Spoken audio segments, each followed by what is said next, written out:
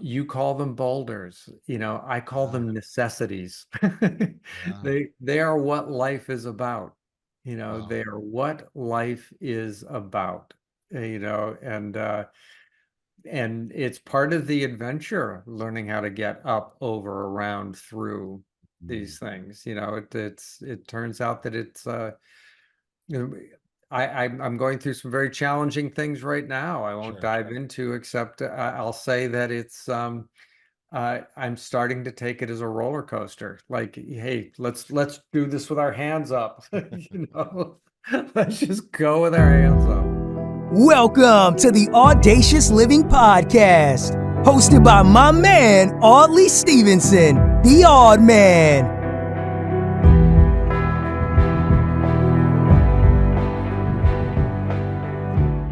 Greetings and salutations. Welcome to the Audacious Living Podcast, where our ongoing goals inspire you to live your best audacious life ever.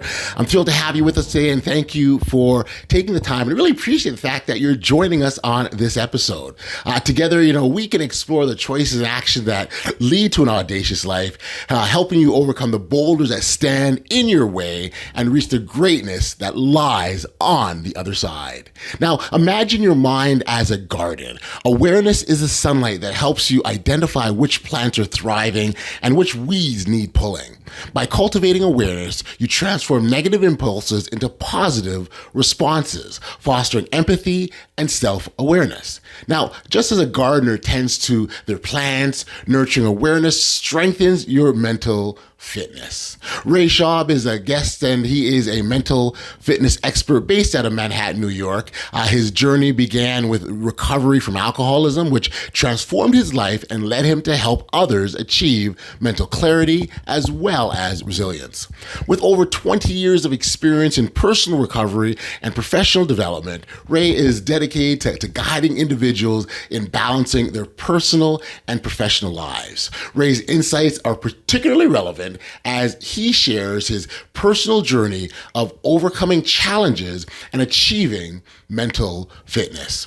His experience in recovery and business leadership provides valuable lessons on resilience and the importance of self-awareness. So now that we've got y'all set and the table is ready, let's turn to our conversation with Ray.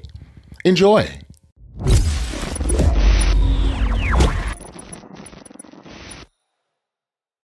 Hey, Ray, thank you for joining me here today on the Audacious Living Podcast. How are you today?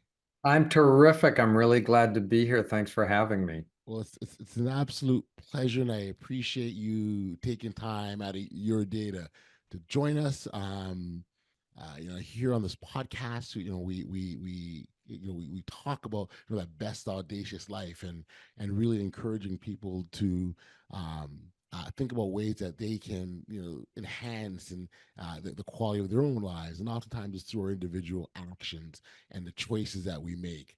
Uh, a common challenge is that on our pathway there will be things that come in our way.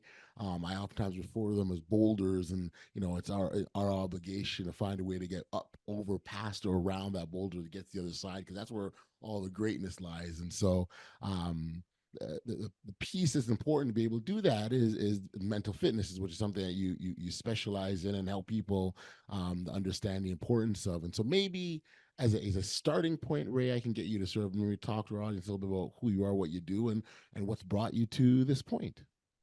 Sure. Well, terrific. Yes, my name is Ray Schaub, and I'm in Manhattan. I live in New York City.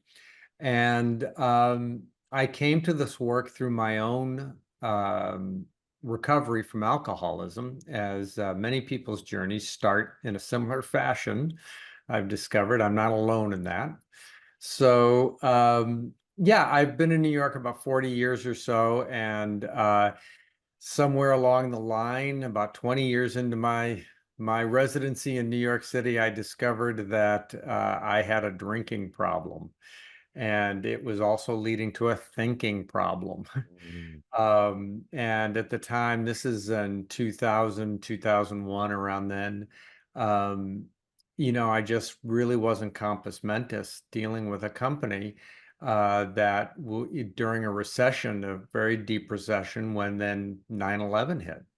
Um, And at the time, I had already started seeking therapy. I was recommended for psychiatry, and put on a course of medication that I think was highly necessary and warranted in my case. And then just a few months before 9/11 hit, I just had this deep, profound epiphany that, I was an alcoholic. And, the, the self-discovery that breaks open, Hmm. the willingness to admit a problem of that scope, sends one on a very profound journey, where I, before that, was unwilling to look at, my side of things in many cases. Everything was everybody else's fault. I Right. was full of blame and anger and resentment in my life. And then suddenly to like look deeply into myself and say, I am causing my own pain here. And at the Mm. time, I was a computer consultant. I owned a firm in Midtown Manhattan. I had a mix of full-time employees and freelancers that worked for me. We sold and serviced back office business systems. And I fancied myself the next Bill Gates, in that regard. And I used to take myself out for what I called my thinking drinks, and it was, a very noble thing to do. It's like I have a big problem I have to work out here. And, so I would go to very fancy bars and spend lots of money on very expensive booze and usually just wind up in some sort of trouble at the end of the night without a solution. Right. So, Right. you Right. know, and so about a year or so into my recovery, around 2002 or so, I shut the company down right after 9/11. As I said, the Small Business Administration at the time was throwing money at companies in my, exact demographic Yep. to help save them, and I didn't avail myself of any of it. I just couldn't. So I shut the company down and I went to work for a company out in New Jersey and as a middle manager, which is what I needed to do because I needed a 9 to 5 job. Right. Right. I needed something I could shut off at 5 o'clock so that I could focus on my recovery.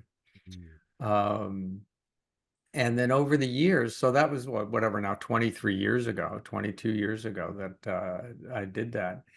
And in that time now, life took tons of twists and turns Yep. and zigs and Yep. zags. Yep. My wife's job was transferred to Paris, France in that time, and I spent about 2.5, 3 years over there. And then it was transferred to Singapore, where after 13 years of our trying, she got pregnant. And Wow. that was a shock. We were then transferred back to the States where 20 weeks in utero, we discovered our child had Down syndrome. Oh my goodness. Today, he's 16 years old. He's my wingman. He's my best bud. Love it. We've been divorced about 5 years, so you call them boulders, I call Yeah. them necessities. Yeah. They are what life is about. Wow. They are what life is about. And it's part of the adventure, learning how to get up, over, around, through Mm. these things. It turns out that it's you know, I'm going through some very challenging things right now. I won't Sure. dive into, except I'll say that I'm starting to take it as a roller coaster. Like, hey, let's do this with our hands up. Let's just go with our hands Yeah. up. So, yeah, and I've developed a program where I can help other people in recovery who are also leading businesses achieve and maintain mental fitness. And I can dive a little bit more into that. Yeah, yeah, no, we can. I mean, well, first off, thank you for sharing. There's no question that life is lifing for you. Like, I mean, there's a lot happening. And so again, thank you for being as candid as you were. Um, it's interesting. Like I sort of think so. You know, when you, particularly when you're in a field of work, a line of work where you're helping others or you're assisting others, um, but at the same time, you know, you're going through your own challenges. So you think of, like you talk about 9/11, during, you know, the paramedics do 9/11. Here they are, you know, they're all part of this thing, right? Mhm. But they're having to help others. Very Mhm. similar when COVID, like again, you know, the hospitals and doctors and nurses are we're all going through this thing together, but they're still having to help others. Um, for you being in that situation, did it aid you, or because it can go either way, right? It can Mhm. help drive you to continue, or it can bring you down. What did it do for you? Well, I I couldn't have gotten through any of those things you just mentioned without being in recovery for myself. Mm-hmm. And like I said, coming to such an admission in your life that you're powerless over something like alcohol, just it without that willingness to look at my side of things, to look at what's going on for me in those things. And prior to my recovery, I wouldn't have been. I would have been blaming all of my challenges on COVID. If it wasn't for COVID, if that hadn't Right, happened, right. if or I was also sidelining in a practice of working in the film industry Well, last year, and then all of a sudden the strikes hit, and that really benched a lot of us in that kind of thing. But you said it, life does life for you. mm, So the first thing is to really learn how to adjust my attitude, my thinking, my acceptance of things as they are, right here, right now. right. That's the key aspect of mental fitness and mindfulness that I teach others. Um, One of the things I learned in So recovery, being present. being Mm, present in this body right here, right now, in this setting with you. Um, you know, uh, one of the things that I tell people is that the first step to solving a problem is accepting it for what it is. mm, Because if we don't do that, we will apply the wrong solution. right. We'll either make it too big or too small. And we simply, but if we accept it and recognize that it's just something that happens in life, you don't even have Mm, to label it a problem. Um, the image that comes to my mind most often is a flower blooming. Flowers just bloom. They don't sit there and go, oh, that petal didn't open wide enough. Oh, that one, yeah. Oh, it's not as pretty as that guy's bloom. right, It's like, no, it's a process, and the process will end in yes. generally death, and we just have to accept that too. This is all going to Right. lead to the same place. Yeah, yeah. It's So one of those situations where we know what the ending is going to be, right? we know at the end, yeah, nobody gets out alive. That's You right. know? And so because of that, and because we had that advanced knowledge, we know that while we're here, you know, we have to make the best of the time that we have, because the other part of the ending is, you know, we don't know when that final, you know, what our page number is in that book. We don't know when that final Yeah, one is. So it's you a take great advantage of what phrase. you have now. Yes, yes. Be here right now. Mhm. It's amazing that if one can get themselves centered and balanced just in this moment, you'll find out that nothing's actually wrong. That Right. whatever you're worried about, whatever you're catastrophizing on, in any regard, or anything that you're actually thinking negatively about, is happening in the mind. It's generally not happening right here, right now. And if it Mm, is, you will react spontaneously to it. You won't have to think about it. If you do hear gunshots where you are, and people are hearing gunshots as we speak mhm. right now, they're reacting spontaneously to that. They're not going, gee, one of these days, if only it wasn't no, they are running, and that's what happens with the body. It goes into fight or flight. So you don't have to, worry is not a useful state of mind. Right. Um, Mm. Uh, the power of awareness. So you said you sort of got to that epiphany, right?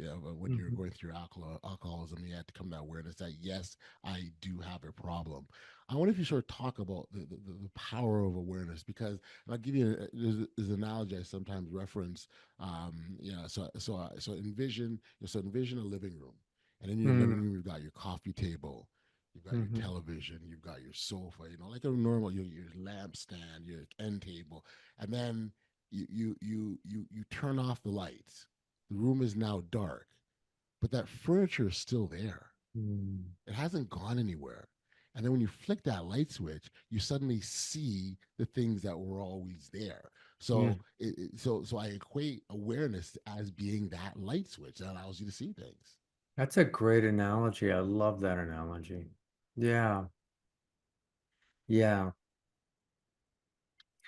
When that light goes on, for me, I'm seeing things in a new light. Mm-hmm. Not to over milk the analogy, but oftentimes when we've been in a dark room, in a dark place in our lives, and light dawns, the light comes on. Yes, we might recognize things as being familiar to us, the pieces of furniture or whatnot, or the aspects of our lives, but we're seeing them in a new light and noticing things about them we never saw before, Right. you know, and we're saying, for instance, when I came to admit my alcoholism, where I there had been many times in my life leading up to it that I knew deep down inside that I was an alcoholic.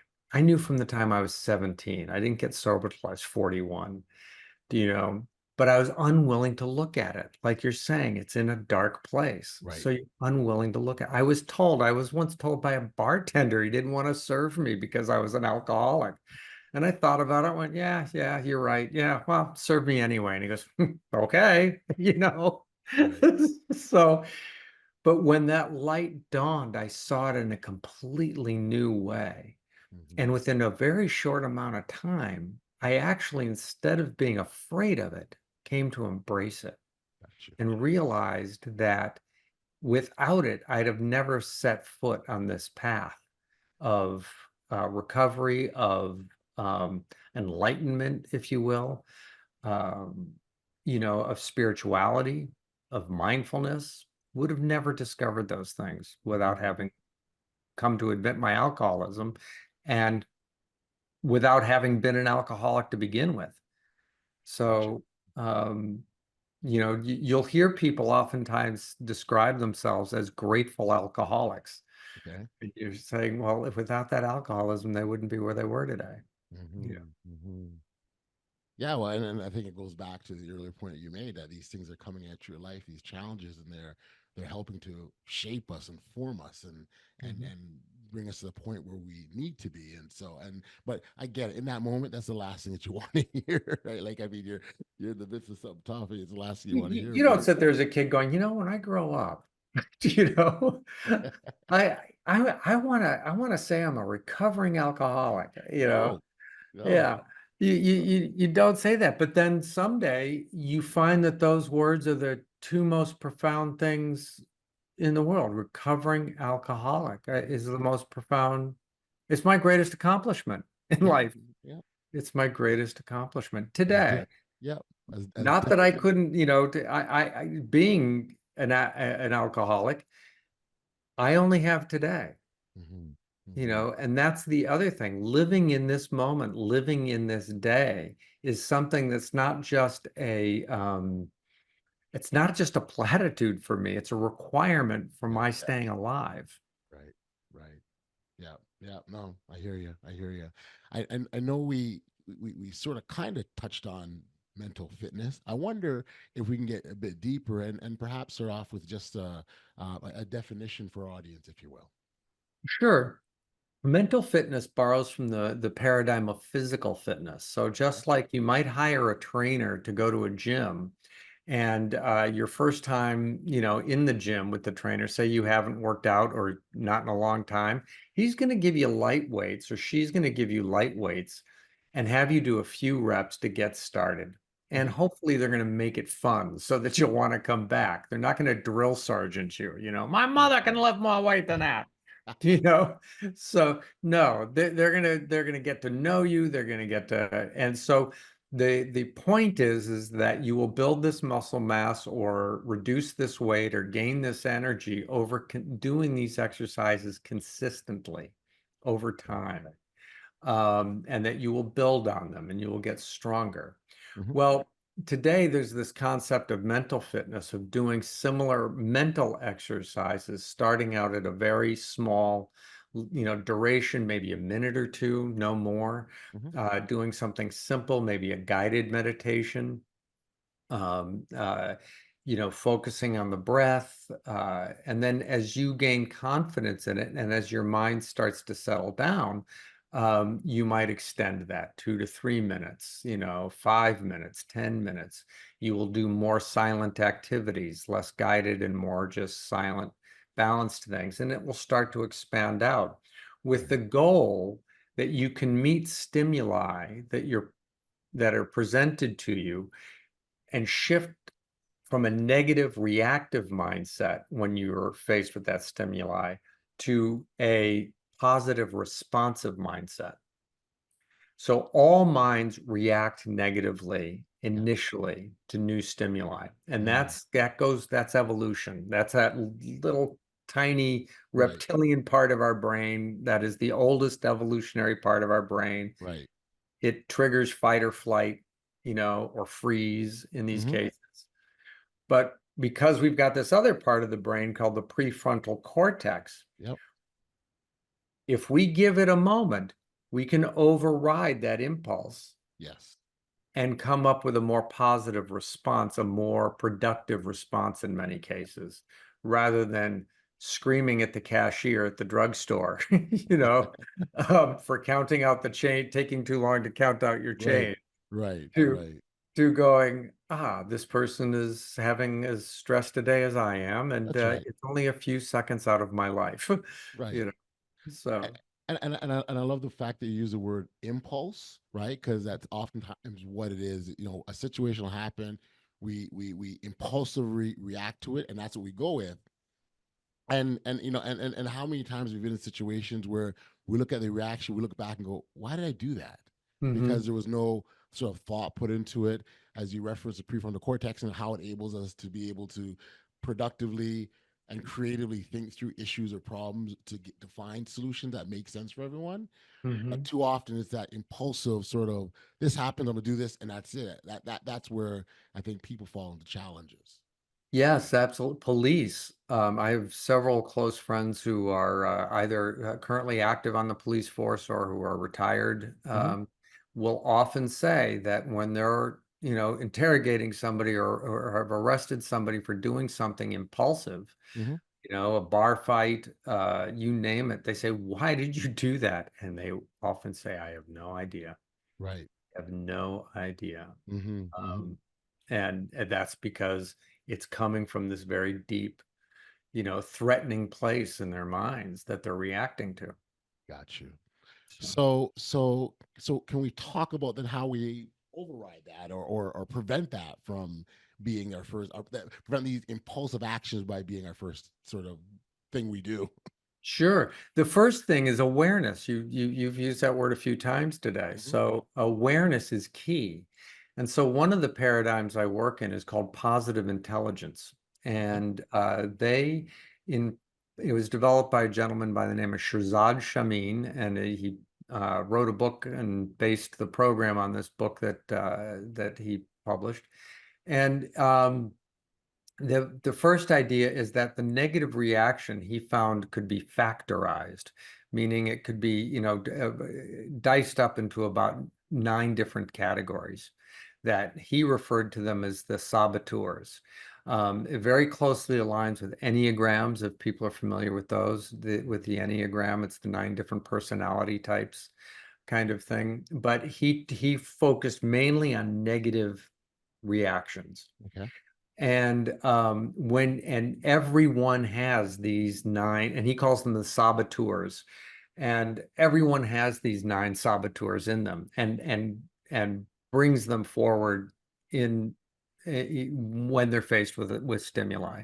The Dalai Lama has this, So being aware of what your particular saboteur set is, Right. for instance, it sort of disappointed me, but I wasn't surprised when I found out my top saboteur was called the victim. Okay. And it comes from this idea of everybody's out to get you, you Mhm. know, and realizing that, and then coming to understand that, go, yeah, I can see where I do that. Right. That awareness is the key to starting, so that it will not initially reduce the impulse. You'll feel the reaction coming up. But when you say, that's just you drive a wedge in between your reaction and your response. And then Mm. you go, that's just that victim rearing its ugly head Right. again. Give Right. myself a breath or two, and I will come back with Mhm.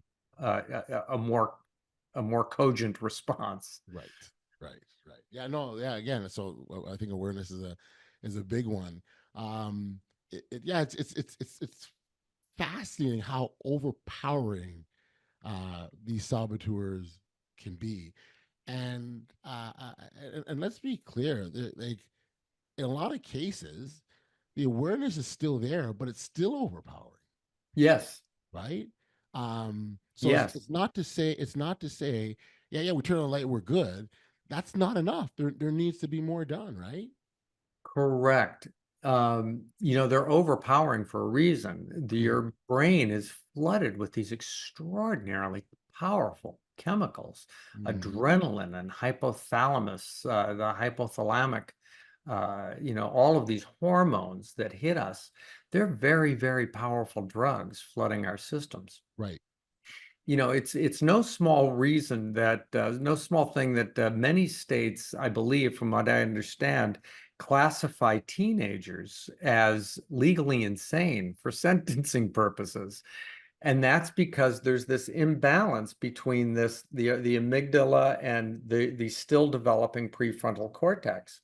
Hmm. And so they don't have the resources in many cases to help mute that, to recognize that this is, yes, you will feel it.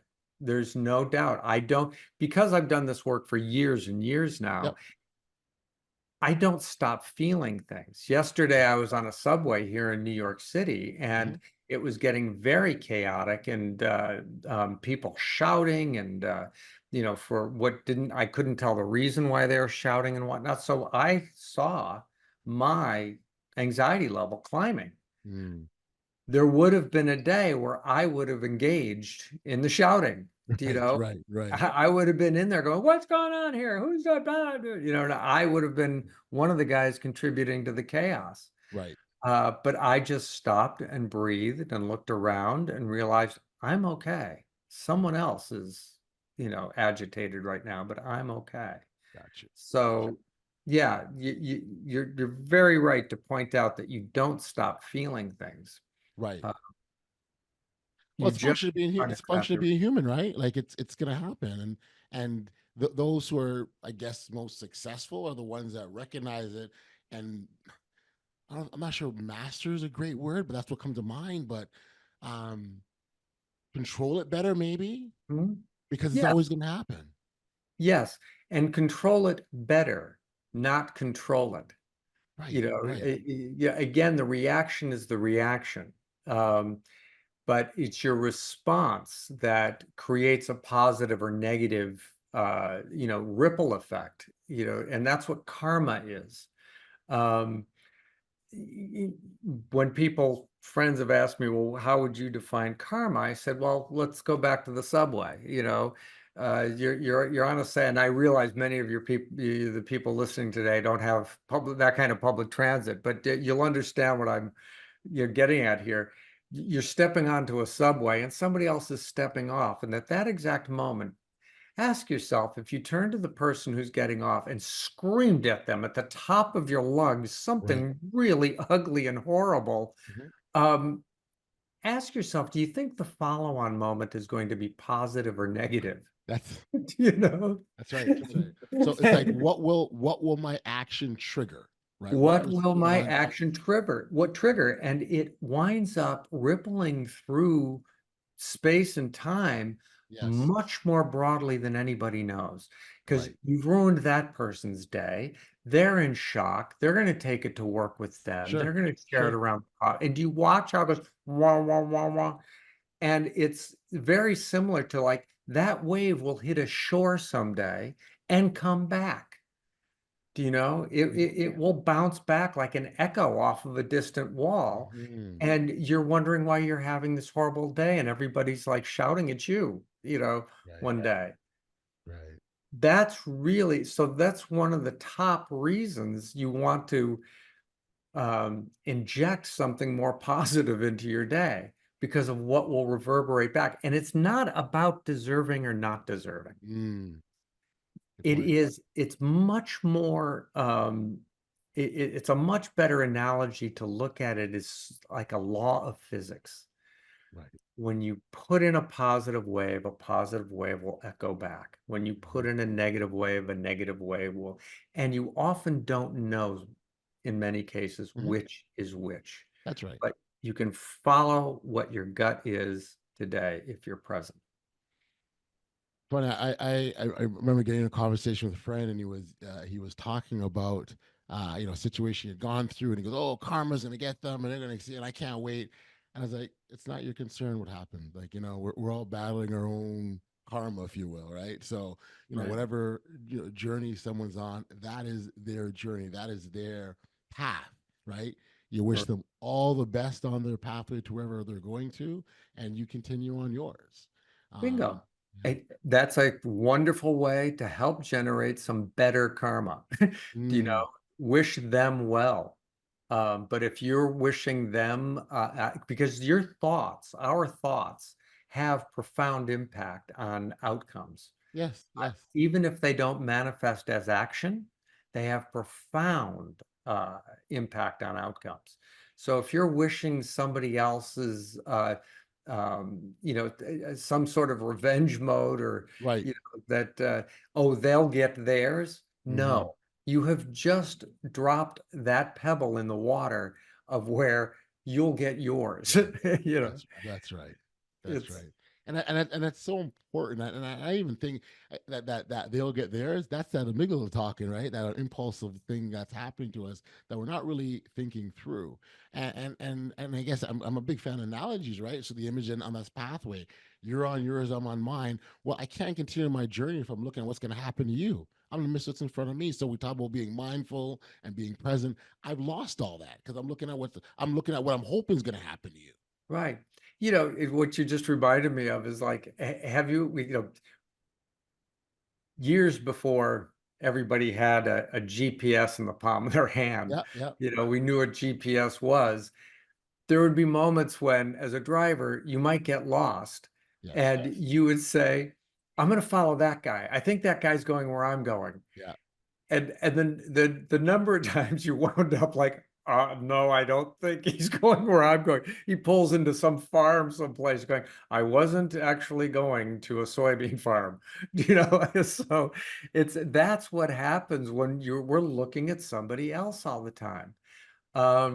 It's, many people in the audience will understand or be familiar with the term codependence. Hmm. And codependence is when we are hitching our outcomes to someone else's actions. Yes.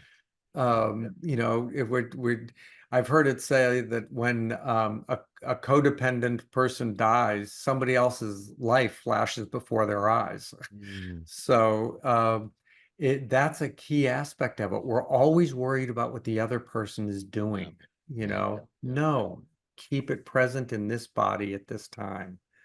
It's funny as you talked about the following others. I remember I remember I was in grade school, man. Ray, I must have been, I don't know, grade 4. I can't remember. And I was going to a brand new school, first day of new school. And you know, I got dropped off and I was waiting outside with everyone else. And I had no idea which class to go to. And so I just saw someone, I said, I follow them. And I literally followed them, sat in the classroom and just sat there like I was in. And I remember the teacher saying, "What's your name?" And they gave my name. And he said, "Do I have you on my list?" And they realized, no, you're in a class across the hall, right? But I was just so like, and you know, call it first day school jitters, whatever was going on with me at the time. But instead of just simply asking for directions, I just Right, joined someone else, right? And I think right. it's an interesting analogy because in life that sometimes happens. Maybe it's pride, maybe it's fear, maybe it's a whole host of things why we prevent ourselves from reaching or extending for help and just kind of following and hoping that we figure it out. But yeah, I think that definitely one of the things that can hold us back and maybe even sabotage us. Well, and I love the story because, one of the places we start from in mental fitness is forgiveness, and we Mm, start with self-forgiveness. yeah, You yeah. can understand that you were a fourth grader. You didn't have that skill yet of asking for help. You had probably grown up in a fairly functioning family, it sounds like to me, where your needs were met. Hmm. I hope I'm not Yeah, projecting too no, much I out there, was, but yeah. I'd had a that's what childhood. it Yeah, sounds yeah, like to me. Your yeah. needs were generally met. And so you didn't have to ask for help. So you wouldn't have gained that lesson, that insight, if that hadn't happened. So Mm, there is a positive way love that. to frame that because our deepest lessons happen in what we think are negative moments, Hmm. Yeah, you know? yep, yep, yep, yep. I know we sort of touched on positive intelligence a bit as well too, and I think it'd be remiss if we didn't get into that as well to have a better understanding. I think we've done a good job of describing it in our conversation Mhm. thus far. But let's nail it home for our listeners if you don't mind, right? Sure. So positive intelligence is a fairly formal program. I find that what's really great about it is it's a real nuts and bolts way of dealing with your own mind. Okay. And it augments other modalities that you might be involved in. So it's a beautiful adjunct to therapy, to psychiatry, to 12-step programs, if you will. It doesn't replace any of those. This is not like that kind of one size fits Right. all Right. solution. But many of the people that I've taken through these programs always say their therapy goes better. They're more compliant on their medications if they're under medication. They get much more out of their 12-step program because they're now much more present. Hmm. In many of those other modalities, they're often talking about getting present. Your therapist will recommend you try to get more present. Your therapist will say, well, if you stop ruminating so much, or if your psychiatrist might say that, and you will hear 12-step meetings often talking about here and now, one day at a time.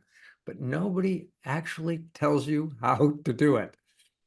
So Right. this is exactly how to do it. So it is a program in which it's a very sort of flexible time schedule. You can do it on your own, um, uh, at your own pace in your own way. So it doesn't, but you do it every day and Right. you do it consistently. So on a Friday or Saturday morning, you might wake up and watch about a 1 hour video. Um, you can break it up any way you want. It comes in like 10-minute segments. And then on Monday morning, you wake up and you're going to get these little pings on an app. It's using an app on a phone Hmm. that says, oh, listen to this exercise. It's a 1 to 2 minute exercise meditation. Hmm. And it might take you through breathing. It might take you through some tactile exercises, visual things. And at the end of the day, it'll ask you to journal about it. So it Hmm. keeps you very present. And then every week they add to it. And then Okay. finally, after they've sort of analyzed and helped you sort of frame and recognize your saboteurs, it takes you over what they call the sage mode. Okay. how do you replace that saboteur with then a more wizened, frame of mind? Right. And it has like these five sage elements, they call them, and it's all very copyrighted, if you will, um, but it's really solid. Um, these are really solid exercises based in hard science on ancient wisdom. Mm. This goes back 2,500, 3,000 years, this getting present kind of thing. But it starts, one of the top sages they teach you is empathy. Gotcha. Empathy for yourself, empathy for others. When you're in conflict with someone, take just a moment to try to recognize what they might be going through.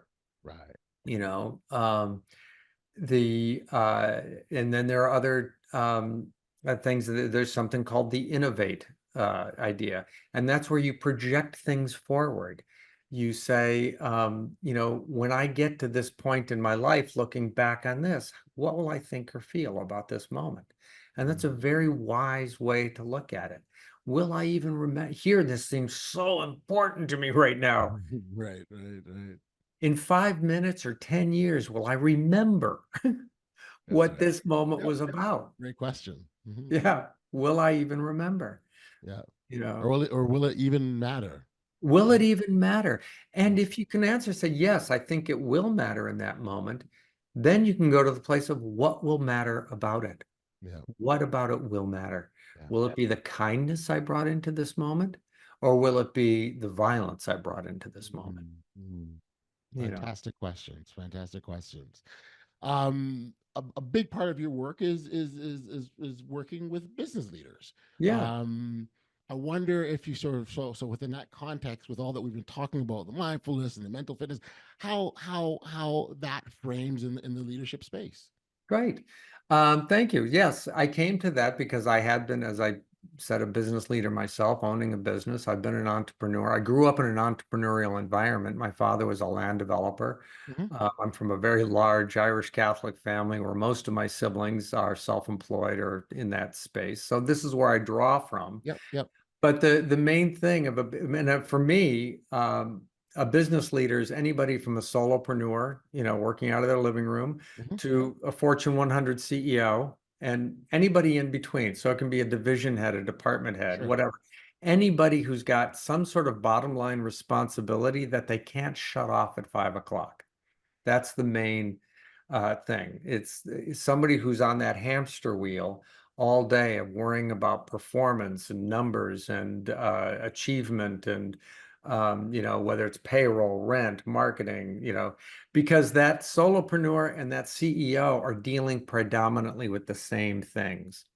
Um, and so if you don't, they're dealing with, finding new customers. They're dealing with satisfying the current customers. Yep.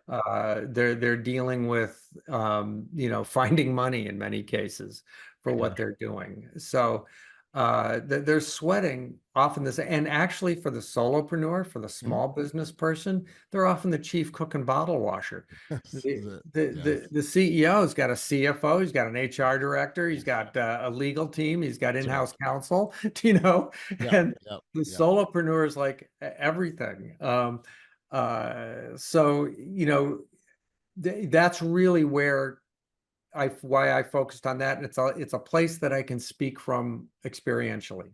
Got you, got you, and it's an important one. And I think I mean, even when we're talking, for example, we're talking about karma and that pebble in the water and the ripples that it creates, right? For leaders, that's huge because the positive things that you put out in the universe to the individuals that you touch or you interact with, it does come back, and it's important that it comes back in a manner that allows you to fulfill your obligations as a leader, right? So Mhm. I think that positive approach and mindset is so important.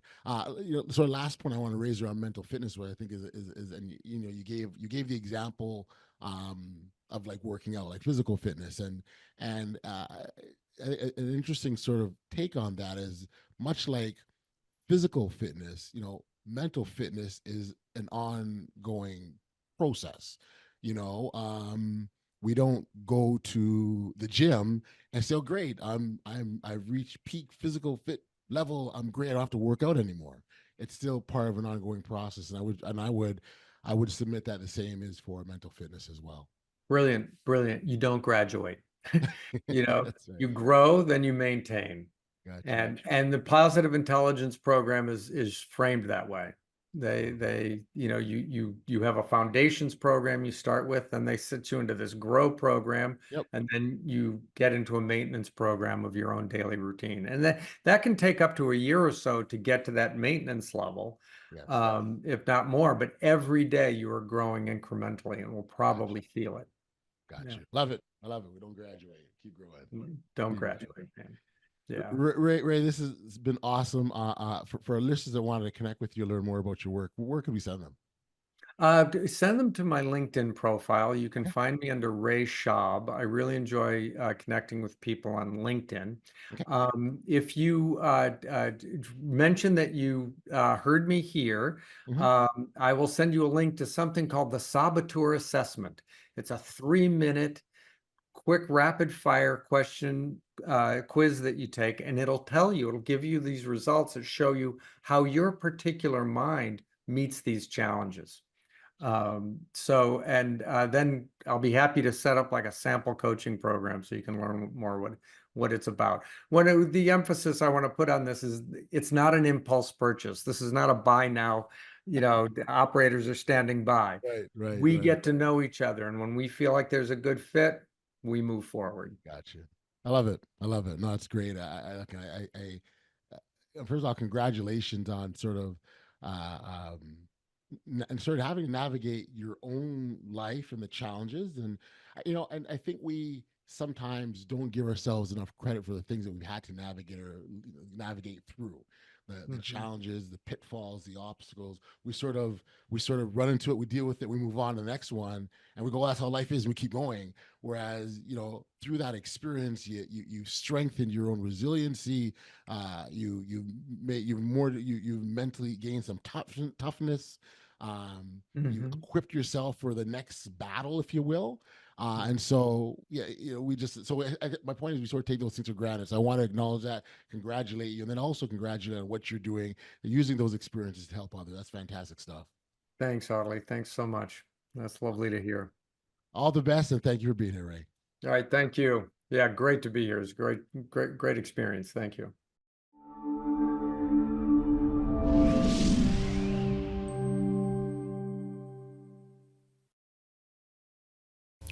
Back we are here on the podcast. In our conversation with Ray, we delve into how accepting life's challenges is crucial for personal growth. Ray emphasizes that the first step to solving any problem is to accept it for what it is. This acceptance allows us to apply the right solutions and remain present. By embracing life's ups and downs, we learn to navigate them with grace and resilience.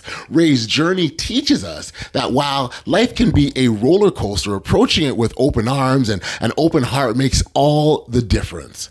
I encourage you to connect with Ray directly for more insights and support on your journey to mental fitness. You can find his contact details in the show notes below, and Ray's offering a specialized program for individuals in recovery who are also leading businesses. This program focuses on achieving and maintaining mental fitness, and I'd encourage you again to check out the show notes below to follow up on that. I got to take this opportunity to thank you once again for joining us on the Audacious Living Podcast. If you enjoyed this episode, I'd encourage you to like, follow, subscribe, or share. If you haven't done so already, it's your support helps us grow and continue bringing this inspiring content. So until next time, stay safe, be kind, show love to one another, and be audacious. You've been listening to the Audacious Living Podcast, hosted by Audley Stephenson. If you enjoyed what you heard, be sure to like, subscribe, and share. Until next time, be audacious.